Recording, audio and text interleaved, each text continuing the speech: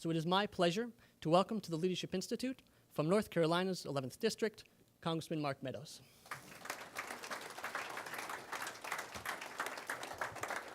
Good morning, Patrick. Thank you so much. It is a pleasure to be with you. I am sorry to mess up your schedule. Unfortunately, we're going to be going to conference here at 9 o'clock back on the Hill to discuss leadership races, and I know nobody's following that. So, but we had a late meeting last night, a number of us gathering together, finished up around 10:30 or so, and so we're back at it this morning. I'd like to start on a few personal notes. One, to say thank you for being here this morning and for coming out so early to listen to a member of Congress. We have a hard time finding people who will actually show up at those gatherings. Our approval rating is, I believe, at an 8. To put that in perspective, a cockroach is at 9.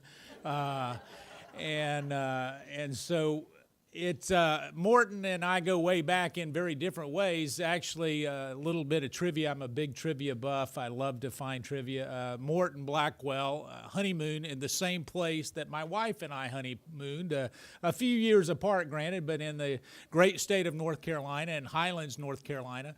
Both of us found our way up there to the gorgeous mountains. He came to Washington, D.C. I managed to stay in Highlands, North Carolina. I'll let you be the judge of who got the best part of that deal. I also would like to say, Morton's talking about Hillary and the missing emails. You cannot really put all the blame on Hillary. It's just, Morton, it's really just a misunderstanding. When she and Bill Clinton left office, they said that she would have Secret Service for life. She misunderstood. She thought it was a Secret Server for life. And so these are interesting times, and I would say that it is really the Leadership Institute and so much of the training. I don't know of a single organization that trains more effective leaders on Capitol Hill than the Leadership Institute. And I say that because I am a personal benefactor of some of the Leadership Institute's fine training. My executive assistant, who actually came this morning, I would like to say that she's not normally getting up early, but she always gets up early. She is has the kind of work ethic. But Eliza is my executive assistant. I trust her with everything, and she has a Leadership Institute background that really, I think she brought some interns to my office. And then later I said, boy, she's pretty sharp. I think we need to bring her on. And so thank you for all that you do. I look around the room. There's so many of you who are really heroes of the conservative movement. And I say heroes because when you look in the mirror, perhaps your name is not up there in terms of the headline of that particular day. But really, the heroes of the conservative movement are not members of Congress. They're not even necessarily the people that you would hear as a moderator on any of the shows that you perhaps watch.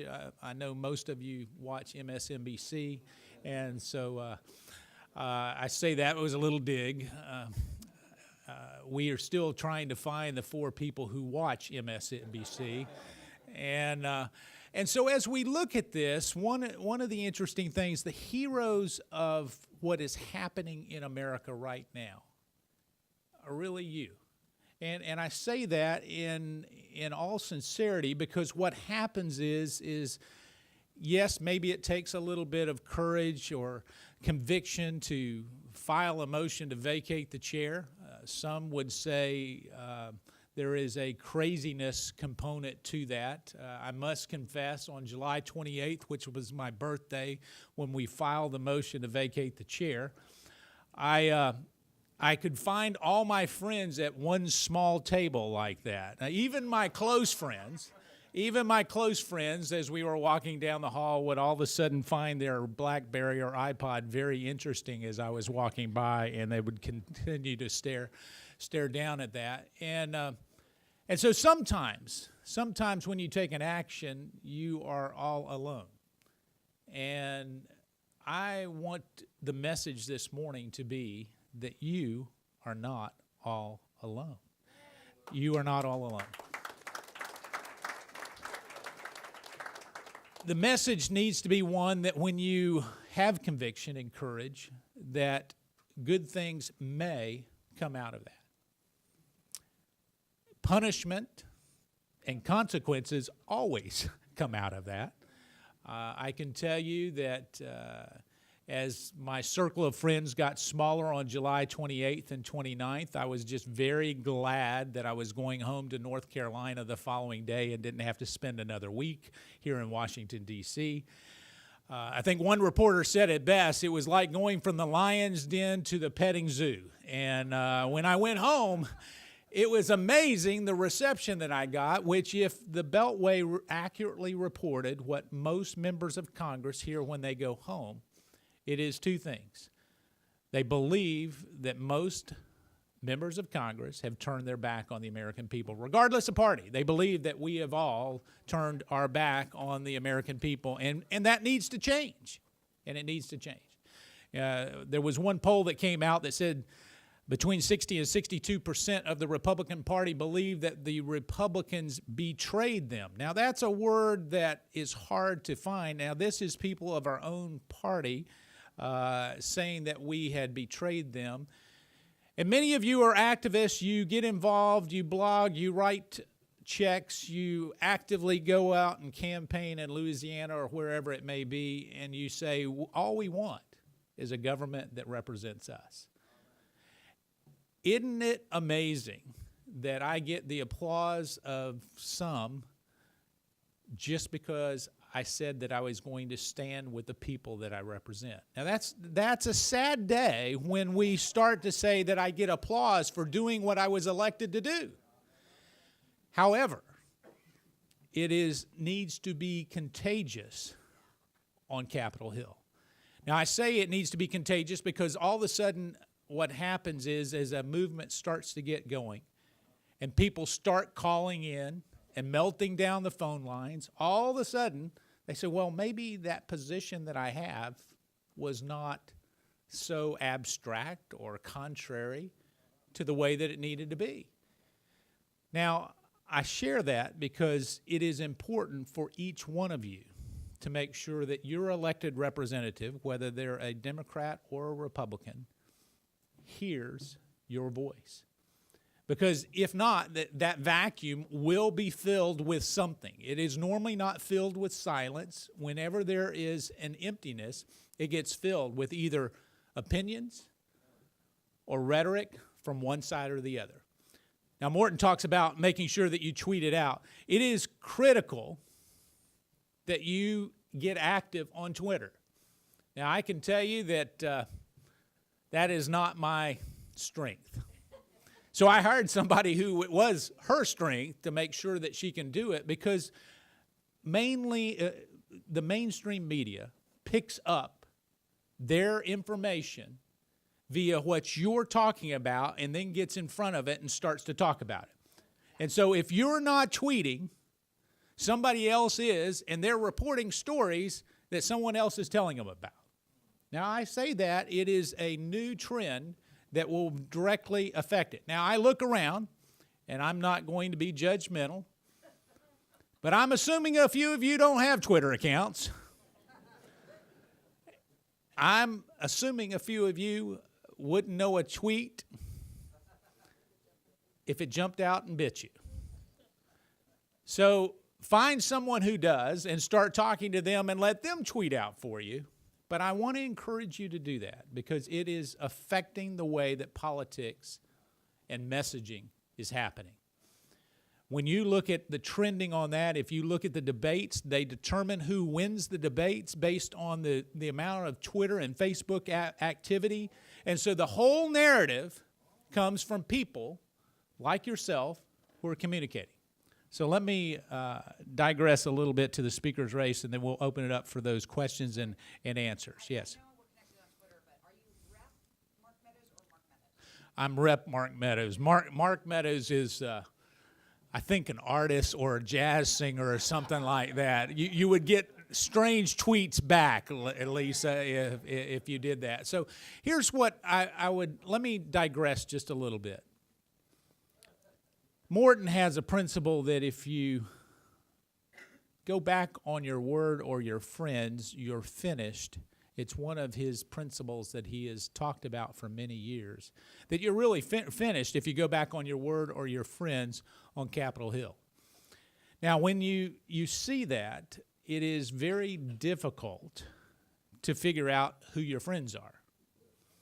And I think, I'm one of these guys that I'm normally a behind-the-scenes kind of guy. I'm an analyzer, and I'll analyze. And when you're seeing the group dynamics, even in a group like this, you're trying to figure out who is who and what they're doing and their influence and impact on each other. And yet, that's not really our responsibility. Our responsibility is to speak the truth, to have conviction, and do what is best for America. Now, that's what really a statesman is all about, and hopefully one day I will live up to that definition of a statesman, because we all have a personal interest. We want to do what's comfortable, best for us. And so let me share a little bit on this speaker race. It is very fluid. Morton was asking me where I think it is right now. If odds on favor, it would be Kevin McCarthy, Scalise, Patrick McHenry move up of just all the current leadership team. That is not what America wants. That is not what America wants. And I think most of those guys know that it's not what America wants as well. So the question is what is Congress going to do in the next few days in terms of electing a leader that represents the will of the American people? And so I would say that if Kevin McCarthy is going to be Speaker, it's going to have to be some conservative that would be the leader. And by conservative, my choice, and I've been public about this, would be Jim Jordan of Ohio, a principled leader who has been principled for a long time. And so I say that because if it's not that kind of combination, which is highly improbable, but they gave me the odds of there being a new speaker in October of less than 1%. I think the headlines on the Washington Post was Army of One. That gives you a real comforting thought when you're there, is when you look at that. But with the voice of the American people, truly, your member of Congress or me or anybody else is not alone. And I want to stress that. 1,500 phone calls will melt down a congressional office phone line. 1,500 calls over a 2 to 3 day period. Now, you probably have more Facebook likes on that with your friends and your small circle of friends who could call in and just literally call it in. Now, please, if you're going to call in the 434 other members of Congress, not us. But the first thing is you get the first 2 interns with the first 2 calls. Then from there, you get the legislative assistants with your next 2 calls. And then that 5th or 6th line gets the chief or the deputy chief or the LD. 5 or 6 phone calls to the chief or deputy chief, because all the other people are taken up, gets the members' attention. Because all of a sudden, then what they're saying, instead of just logging a phone call and saying, thank you very much, we appreciate it, I'll let the congressman know, all of a sudden what happens is you're there faced with the reality that your chief or deputy chief says, listen, there's something going on here. This is a big deal. So I encourage you to stay involved. I encourage you to stay involved with this leadership race. Jason Chaffetz is a late entry into the race. He has real momentum at this particular point. If I had to handicap it, it would be 65% would be saying Kevin McCarthy is going to be the next speaker. 35% would be probably the rest shared between Daniel Webster and Jason Chaffetz, with Jason probably picking up 30% of that. And yet that may not be the only people that are going for speaker. There could be another entry into it. We've heard rumors of that happening as early as today, as a possible another person jumping into the speaker's race. So it is fluid, which means that it's influenceable, which means that if you get active and let your voice be heard, that it's going to make a big difference. So let me close with this true story, and then I'll answer the questions that normally get more illuminating than a few minutes of me going on. if you remember in our declaration, there is a large signature of John Hancock there. And the way that I was taught it early on was the fact that he signed it real big so that, you know, the king wouldn't have a problem reading his name.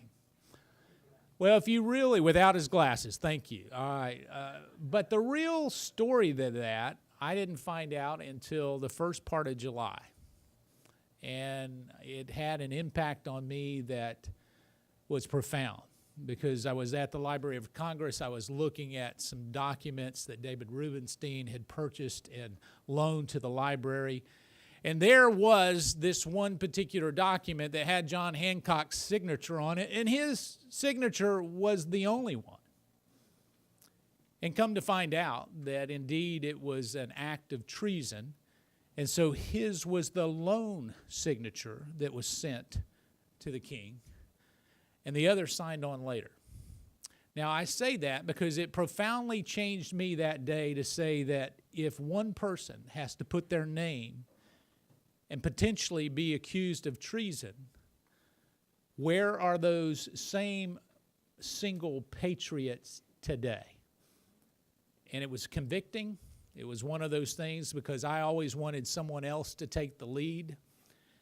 But it is also convicting that when it came down for the motion to vacate, that I knew that my name may be the only one on it. So I say this: what document or cause is your name supposed to be the only name on it? And I ask you that with all sincerity because each one of you have a calling on your life that can affect this nation. And perhaps it will only be your name that is there. If you will sign on, there will be others to join you. There will be consequences to your actions, but there will be fruit from your labor. So thank you so much for having me. I look forward to your questions, and I'll answer honestly.